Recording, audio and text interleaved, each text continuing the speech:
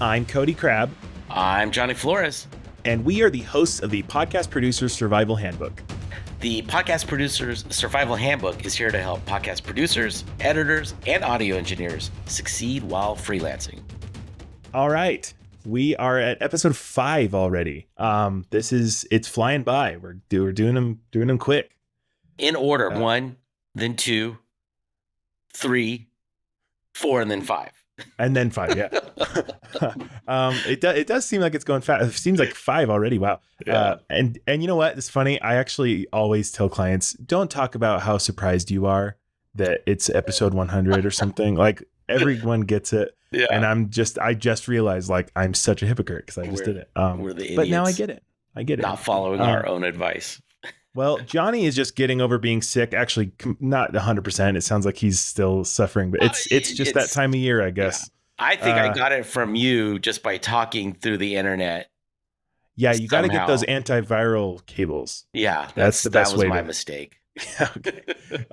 So yeah, today we're going to talk about the thing that we probably get asked the most, probably the second most. First thing is probably how to find clients. And then second thing I always get asked is like, how much do I charge? Because if you are a freelancer, you set your own prices. Well, the other thing about freelancing is there is a wide range of skill sets that, or rather a wide range of ability levels. So this could be anything from, you have a Fiverr gig for I'll edit your podcast for $5 to I work at a multi-million-dollar company doing their very high-end podcast, and it's thousands and thousands and thousands of dollars per episode. So this is a hard thing to figure out. Like you're just pulling a number out of your butt, really. Like yes and no. Yeah, right. But what I mean is like, of course there's guidelines and there's ways to kind of determine where more or less you should be at. But it really is just made up. Like you were just saying a number. And so I guess I struggle with this still, like making sure my pricing is high enough and stuff. So my first question for you is like, how do you know? How do you know your pricing? What are some signs that your pricing is too low?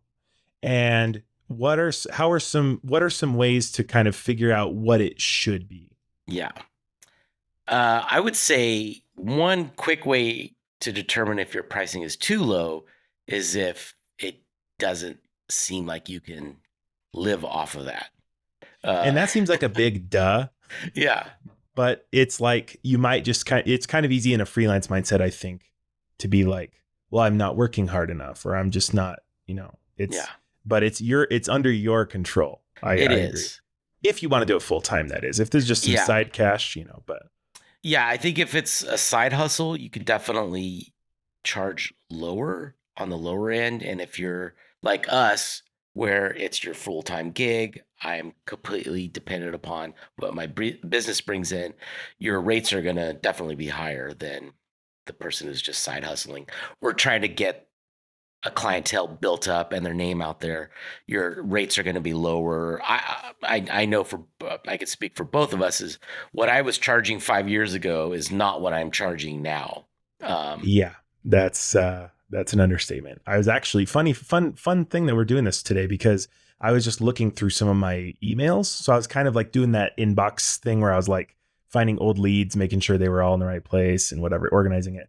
And I'm just looking at some of my sent emails, like, bro, like, and a lot of them didn't even have rates, but I was just like, you had no clue what you were doing. Yeah.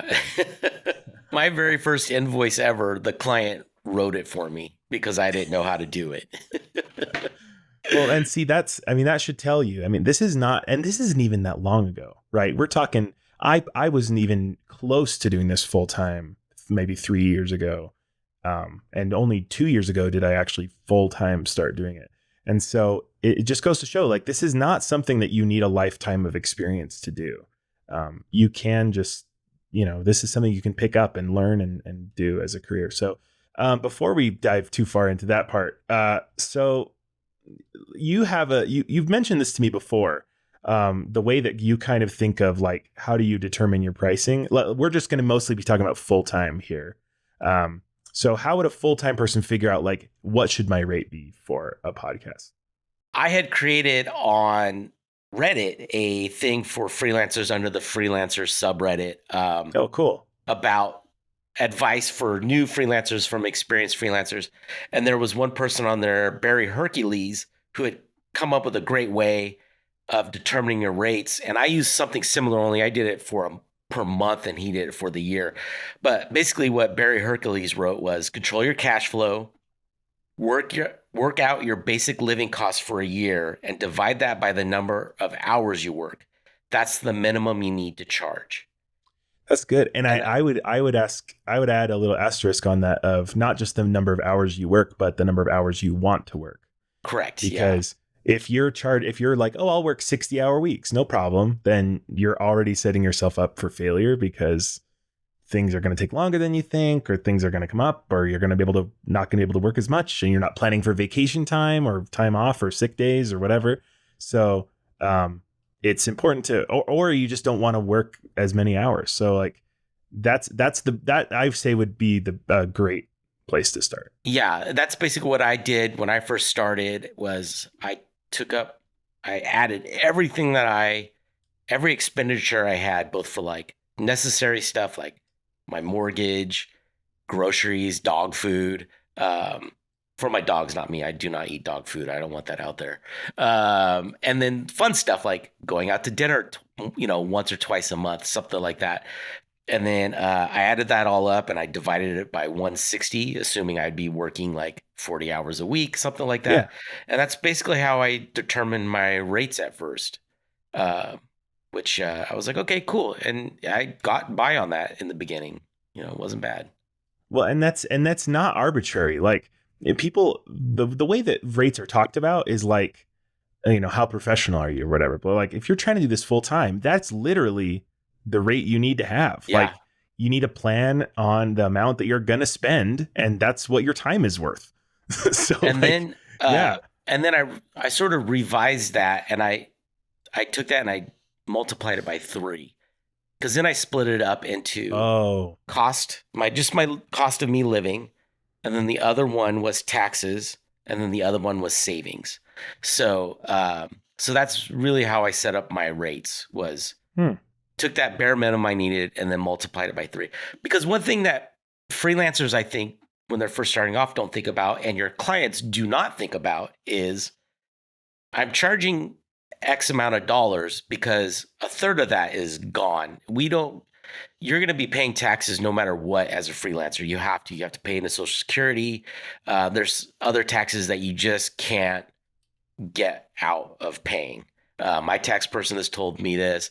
I've been to freelancer meetups where they had tax people out, and maybe we should find a tax person to have on. That would be really good. We should, for me too, because I suck at this. But and so really, you're losing a third of your income right off the top because of taxes. Mm-hmm. You lose another third because you need to have savings for your future and investments and stuff like that, so that you have a nest egg when you call it quits and hang up your headphones. And as a freelancer, I would say it's probably even more important because you decide when you're when you're doing. Well, and you also don't have a company that hopefully is like most employers. Hopefully they're doing this where they're meeting whatever you're putting into your 401k, they're hitting a percentage of that too. Yeah. They're matching that. So we don't have that as freelancers. So really you need to think about like taxes, savings, living, and having fun expenses. So, and I would just tack on, if you're trying to be a freelancer full time, typically you get paid more if you're doing it full time and as a freelancer than someone that is doing with the same experience at like a corporate 9-to-5 type job.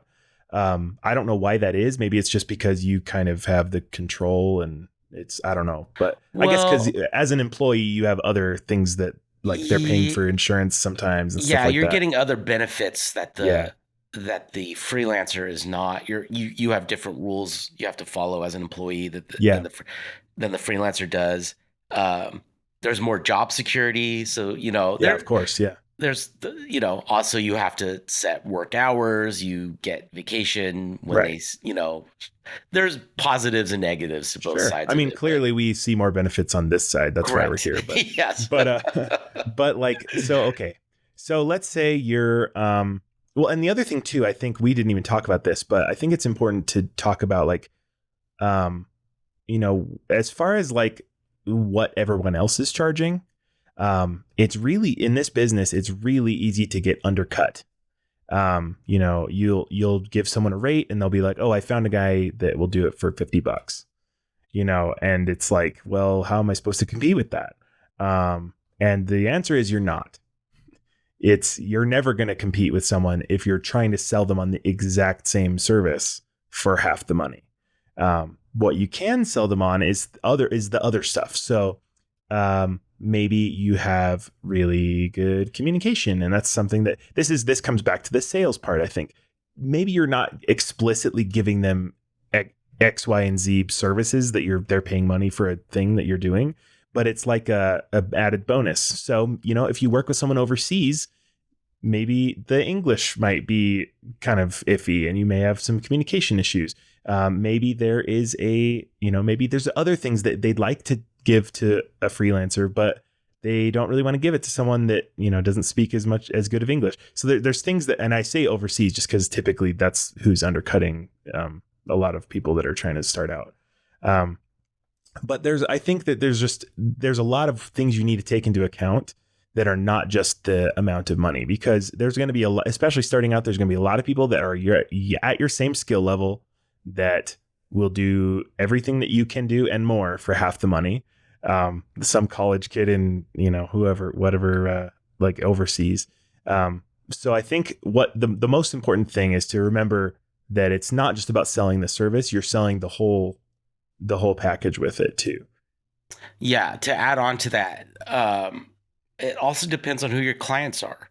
Very much so. If you were to work for like a major, if you were contacted by an insurance company, or you put a proposal in with like a hospital system, like Kaiser out here in California, we have Kaiser specifically where I'm at in Sacramento, there's Sutter.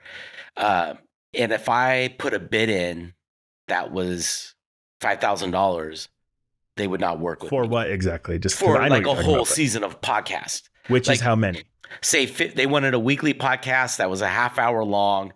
So we're talking 52 episodes. And I'm managing the entire podcast for them. I'm scripting it. I'm doing everything pretty much for them. And I said, oh, I could do that for $10,000. They wouldn't even consider my proposal, because they know what a major production costs for an organization that big. They'd be like, they're expecting a bid of somewhere between $80,000 to $150,000 or something like that. Salesforce, I have a friend who works with Salesforce, and their podcast, they're being charged, I think she said, $250,000 for their podcast. An organization that big, they know how expensive it is to make a digital media package. They know what these things cost. So if you come in and your bid's too low, they won't work with you. So something like an individual, like a life coach or a fitness trainer, or a mechanic or somebody who makes things, and they're just like, I just want this to be part of my brand. They're not going to get charged what you would charge, say, some conglomerate that wants to put out.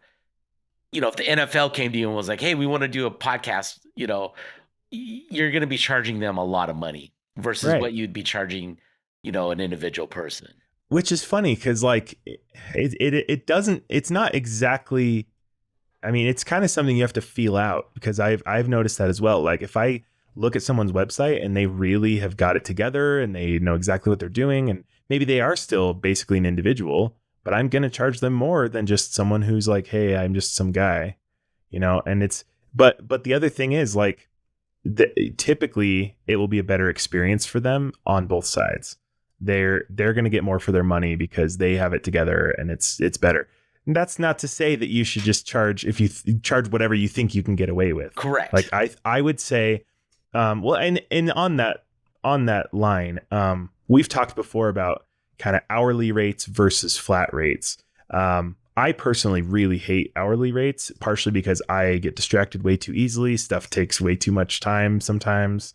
And I'm not trying to bill someone double what I expected to because I got distracted and didn't track my time.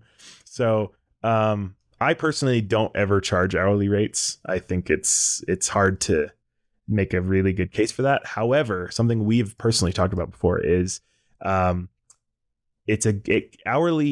can be kind of a good way. I mean, you just mentioned hourly as a way to kind of estimate what your rate should be.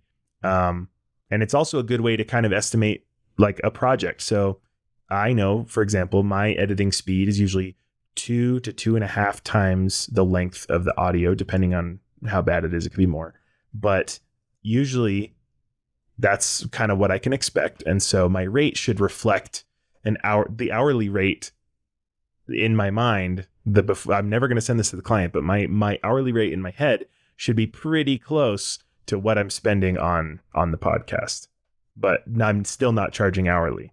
Correct. If that makes sense. I do a flat rate based on same thing. It takes me 2 to 2.5 times if it's a minute, it's going to take me 3 to 4 minutes roughly to edit that 1 minute of audio. Yeah. And it all depends. Yeah. It depends on the quality of the audio. And even just the people or the style, or there's a million things. Yeah. The yips, if the guest gets the yips and doesn't know how to answer the questions. But yeah, so mine's a flat rate also, based on what my hourly is. And then if we go outside of that agreement, then it becomes hourly. But still, even then it's a flat rate, I'll just say you have a 1 hour minimum.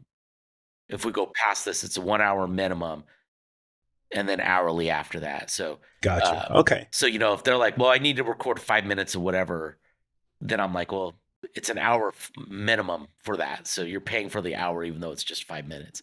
And usually my clients are fine with that. They know because it's a flat rate and they know they're getting a package deal for everything. Because sometimes I go over we go over what we agree to, and I don't bill them for that because there's times when we go under. It sort of balances itself out. So I don't. See, my approach to that is instead of doing the kind of tack on an hour for extra stuff, I'll typically just kind of factor that in. And again, that sometimes comes back to bite me in the butt, but usually it's pretty even. And I think a lot of my clients specifically appreciate the consistency. Like unless they are asking for something way different, like they have a whole extra bonus episode they want to do or something. And then it's obviously they would understand it. They'd want to, pay for that. But like, I just kind of keep it in mind with my rates. And that way people don't want to be surprised is what it is. Correct, so yeah. I like to keep it as consistent as humanly possible, which is good for me too. Yep. Because I can just go, I know what I'm going to get paid. So yeah, and when I pitch to a client, because one, I ask, what's your scope of how much do you want to spend on this project, minimum to maximum, and then I will tell them, okay, for $7,000, I can do X for you. For $12,000, I can do X, Y, and Z for you. That's a clever way to do it because you're basically not giving them an out. Well, you are and you aren't. You're basically saying... I just mean like they can't use you're too expensive as an excuse. You're like, well, correct. I'm giving you something I can do at every level. Yeah. So and like that a lot. One of the reasons why people like to work with me, and probably the same goes for you, is like I will tell them if you have staff or you yourself can manage part of the production, then I'll lower my fees because it's taking cheaper. Some of the work off of my shoulders. And that helps with the rates. It helps pitching. It helps them trust me before they start paying me. They like, oh, okay, this guy's legit. He's not just trying to maximize. I told him the top of my thing is $12,000. He's not trying to get $12,000 out of me. Yeah. He's letting me know there's a range and here's what it will cost to keep the price down. Here's what it'll cost if the price goes up. I also, a thing that helps is I tell I tell any potential clients right off the back what my flat rate for a typical thing is. So I'll say, you know, a 30-minute recording with a guest and a host, so 2 tracks, edited down to 20 minutes, with one re-edit baked in, costs this much money. That's good because a lot of people might want less. I think it is good to pitch high, like, and then say if you want to like take some stuff off. Most of the time, they don't try to go under that though, Interesting. because they know, okay. And I explain, we need 30 minutes because we might only record for 20 to 25, but if there's any audio issues, the guest is late, anything like that, then you've got that extra time padded in, and I don't have to go into billing you hourly after that. We've already got it baked in. Yeah. And I explain how I'm trying to help them. That's another important part of that with your rates, is explaining what you get, the client gets in your rates. Like, here's what the flat rate gets you. And they're usually really happy to hear that. They know you're not going to just excessively bill them for an hourly rate. I had a potential client recently that I knew they were trying to hint at that. And I said, I feel like you are worried I'm going to get you at an hourly rate. I should have said this. I apologize. I should have said this at the beginning.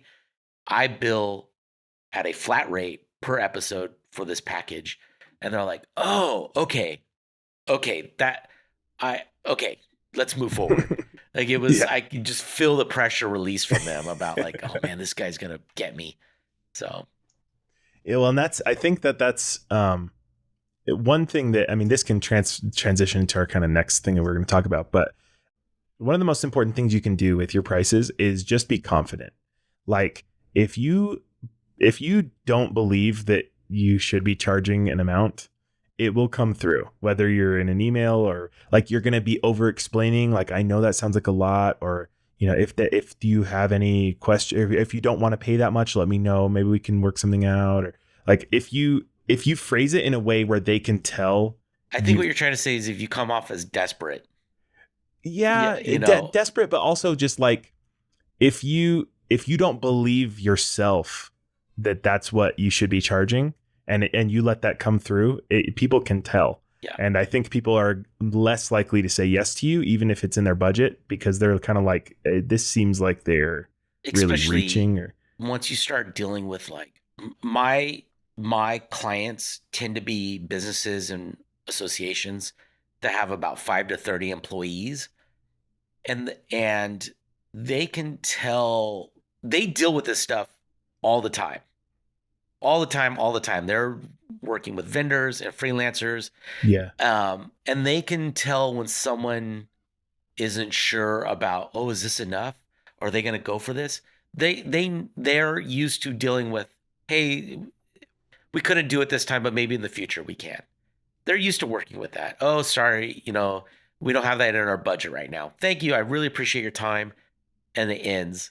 But if you're trying to do that dance of like, well, maybe, can we, maybe, perhaps, for lack of a better term, it reeks of. I think you just undermine yourself if you're doing that. Like, you just make yourself look, like you don't know. An easy way to do this, a good way to combat this, I've found, is an a la carte system. So I've kind of developed this personally, because I struggle like just throwing a number out there. So I don't want to guess. I just want to be like, here's what it is. Yep. But I also don't want, if someone's like, well, what if I just added another audiogram, or I added another thing, or this, I want to be able to just say it's this. And so I have a system where I have a spreadsheet where I have every single item that I offer, however small. And I just say, publishing your podcast to your host is this much. Uploading a video to YouTube and putting in all the stuff in the thumbnail is this much, and this is this much, and every little piece. And so if someone says, oh, we'll do the thumbnail, then I know exactly how much I need to charge. So I recommend that if you're kind of like unsure exactly how to estimate something, because it's a little bit weird, like it's not your typical thing that you usually do, that would be a good way to start there. Yeah, a la carte's good. It also helps, going back to well, if you manage this, client manages this, then I can reduce my fees a little bit. Mm-hmm. And then you know exactly how much to reduce it by. And they appreciate that too. They appreciate being told, well, here's where we can save some money. Who doesn't like to save money? It earns their trust. It really does. It just shows like, hey, I'm not in this just trying to get money out of you. I really want to. And going back to what you said earlier about like, people who might hire cheaper overseas help, they can see the value and like, oh, this person's actually in this to try and help me succeed in my podcast. They're not. Yeah. They're just not recording and putting it out for me. They actually want to help me try to succeed and grow an audience and gain some attention for my podcast. Yeah, you could tell when you're at like, I don't know, Best Buy and like you're like, hey, I need to buy a fridge. And they're like, well, here's the most top of the line. Like, I don't need this. I just, you can tell when they're trying to sell you on the most they squeeze every cent they can out of you. Yeah. If you don't do that and you give them room to be like, and look, if maybe if you sign up for X amount of time, we can give you a discount. Like, I don't know. There's little ways that you can kind of, maybe not a discount, but you know what I'm saying? Like, there's little ways that you can show, like, I'm not just trying to get money out of you. I'm passionate about this. I'm good at it. I'm here to help you succeed. Yeah. Because that's what they're paying for. And they know they're going to pay you. So just be confident in whatever amount you're sending them. Just be like, this is my rate. Let me know if that works. Yeah. And then done. Well, here's the real question. This is the big question that probably everybody really has, including myself not that long ago. How do you know, first of all, when it's time to raise your rates? And how do you know what to do? Like, what's your plan when you need to start raising some rates? Yeah. And let's assume that, I know you probably have it built into your fancy contract that you always brag about, that I'm going to raise it. Here's what it is. Let's assume that you didn't do that. And you have just kind of a basic agreement with someone, but it's not really, it doesn't mention pricing other than just the current amount. So what's your strategy for raising prices, and how often should you do it? And maybe to start out, how do you know it's time to raise prices? Well, I never just like arbitrarily raise your rates. Like send an invoice for more. Yeah, that's a bad idea. Always like, really anytime I've raised my rates, which over the past 5 years, I think I've raised my rates maybe 3 times. And it was all based around cost of living. Yep. We refinanced our house at the beginning of the pandemic, so that delayed me needing to raise my rates. But when we got a new car, we did some other things. I was like, this is bottom line. This is impacting my standard of living. I need to raise my rates a little bit. So any existing clients, you never want to raise your rates more than 20 to 30% tops. 30%. That is like a huge raise. That's a big raise. And I always let my clients know months in advance.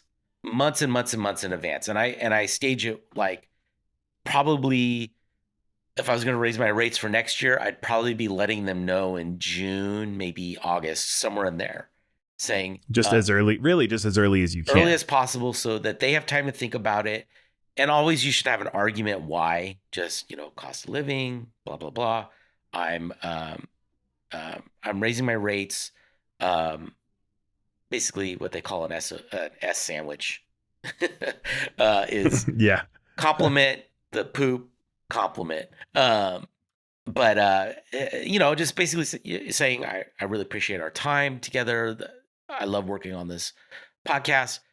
Due to X, Y, and Z, I'm having to raise my costs. Like, one of the reasons I raised my costs the last time around too, my prices, Riverside had gone up, which is what I use.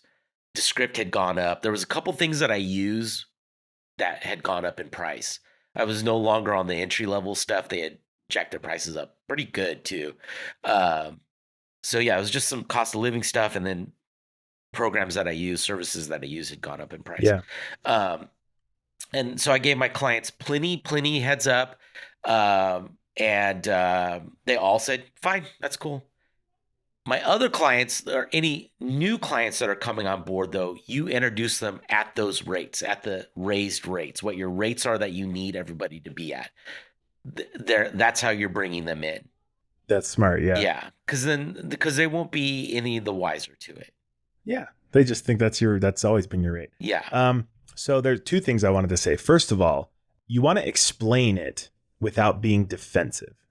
Like, I know this is probably not a good time, or don't say stuff like that. This is why I have these things that are different in my business now. I've grown.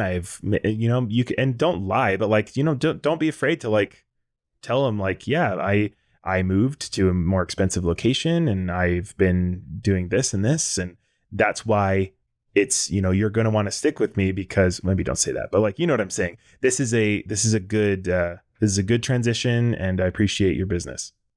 And so I think it's wise to explain it, but just don't get defensive. And then the second thing, so this is the thing that is stopping a lot of you. So let's say I'm just going to kind of make a hypothetical version of like a person. So like, let's say your prices are way too low. You started out really, really low. You're trying to get them higher. You have maybe 5 clients, and you're just like, okay, well, I think if I raise my rates, I don't know if everybody's going to stick with me. And then what? And then I'm screwed because I don't have enough money coming in. What would you say to this hypothetical person that is like, it's too risky.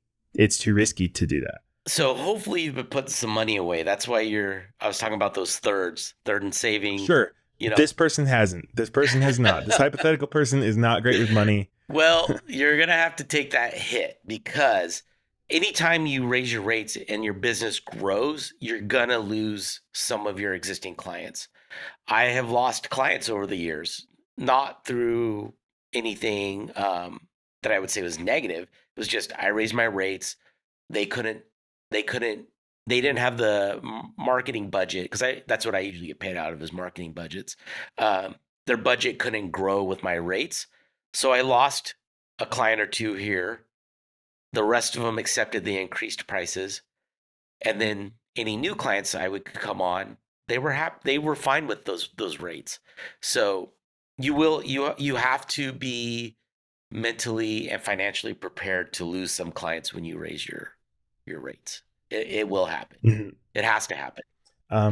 Yeah, I would say a strategy that you can do if you're nervous about this, and this is what I did my last kind of raise, is that I was, I've got kids. Like I was like, I need to make sure this is as secure as I can possibly make it.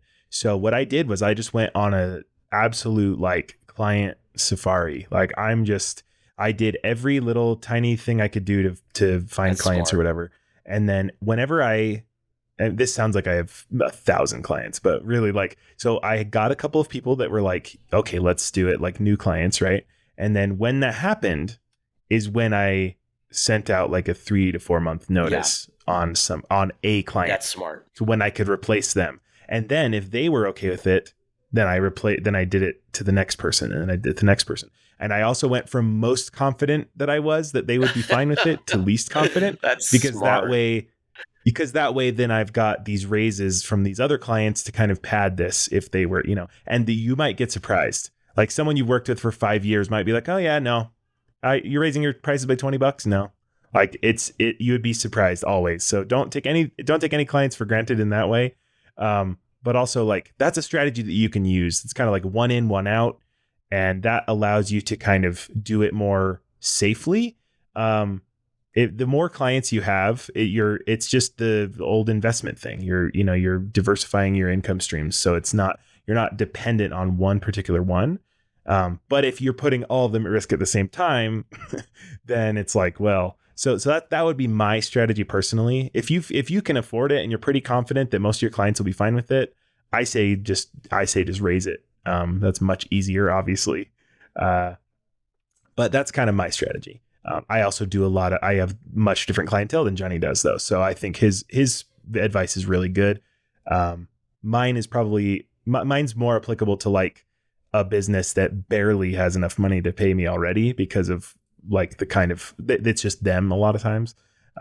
So that's what I'm saying. It's like, I think really smart. It depends on the situation too. Yeah. If I was single, I'd just do it. Just go for it. No kids. I would be all over that. I'd just raise it all the time. Raising it. How often How often should you do it? Really, you should be evaluating your finances. And like I said, I've raised my rates 3 times in the past 5 years. So, I mean, that's what, maybe every year and a Yeah. half, roughly. I think that sounds about right to me. Like it's kind of when someone's more of a long-term client and they're, that's like we've been working together for a while. And it's the cost of living is literally only just going up ever. So like it's they know that any business or person is like they're going to be aware of that, and they know that they might have to, is there a particular time of year that you would recommend doing this? Because I know like fiscal years and there's tax stuff and there's things like that.